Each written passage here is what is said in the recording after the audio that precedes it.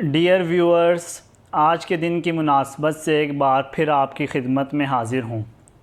جیسا کہ آپ جانتے ہی ہوں گے کہ آج 10 محرم یوم شہادت حسین ہے۔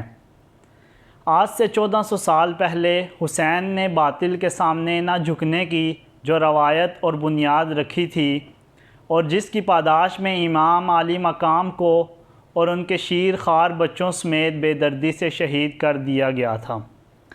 یہ دن ہمیں یاد دلاتا ہے کہ ہم اسوہ شبیری کو اپنے لیے نمونہ عمل بنائیں اور حق کے لیے، اقدار کے لیے، انسانیت کی بقا اور تحفظ کے لیے جب بھی وقت آئے تو حسین کی ذات سے روشنی حاصل کر کے کربلا کے ریگ زاروں سے اٹھنے والے عالمی و آفاقی انقلاب سے اپنے آپ کو منور کریں۔ حسین کی جنگ اقتدار کی جنگ نہیں تھی، بلکہ اپنے نانا کی قائم کردہ دینی اقدار کے تحفظ کی جنگ تھی۔ وہ نظام جس کی بنیاد میں صالحیت تھی، خیر خواہی تھی، بلائی تھی، ہمدردی تھی، رحم تھا، اب ایسے نظام میں تبدیل ہونے جا رہی تھی جہاں کرپشن تھی، لاقانونیت تھی، خود غرضی تھی، لالچ تھا۔ حسین نے جب دیکھا کہ اس دین کے نظام اور تحفظ کو پامال کیا جا رہا ہے تو وہ اس کے تحفظ کے لیے ڈٹ کھڑے ہو گئے۔ حسین گرچہ خود شہید ہو گئے، لیکن اپنے مقصد کو امر کر گئے، اپنے پیغام کو لافانی بنا گئے۔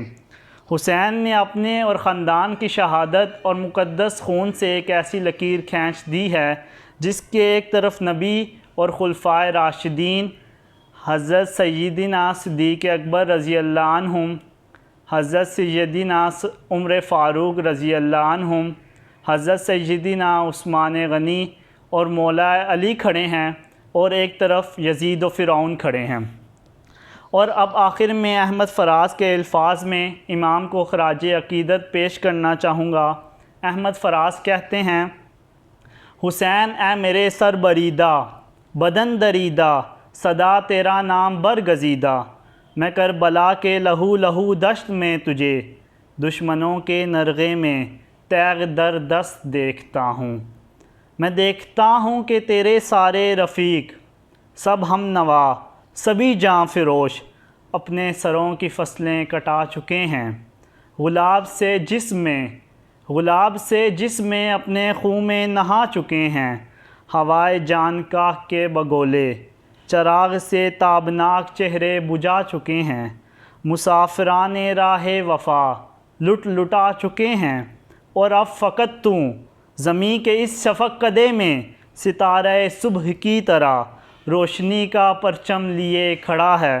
یہ ایک منظر نہیں ہے، یہ ایک داستان نہیں ہے، یہ ایک منظر نہیں ہے، یہ ایک داستان نہیں ہے، ایک واقعہ نہیں ہے، یہیں سے تاریخ اپنے تازہ سفر کا آغاز کر رہی ہے، یہیں سے انسانیت نئی رفعتوں کو پرواز کر رہی ہے۔ میں آج اسی کربلا میں بے آبرو نگوں سر، شکست خوردہ خجل کھڑا ہوں، جہاں سے میرا عظیم ہادی حسین کل سرخرو ہو گیا ہے۔ میں جاں بچا کر فنا کے دلدل میں جاں بلب ہوں، زمین اور آسماں کے عز و فخر وہ جاں لٹا کر مینارِ عرش چھو گیا ہے۔ اللہ حافظ۔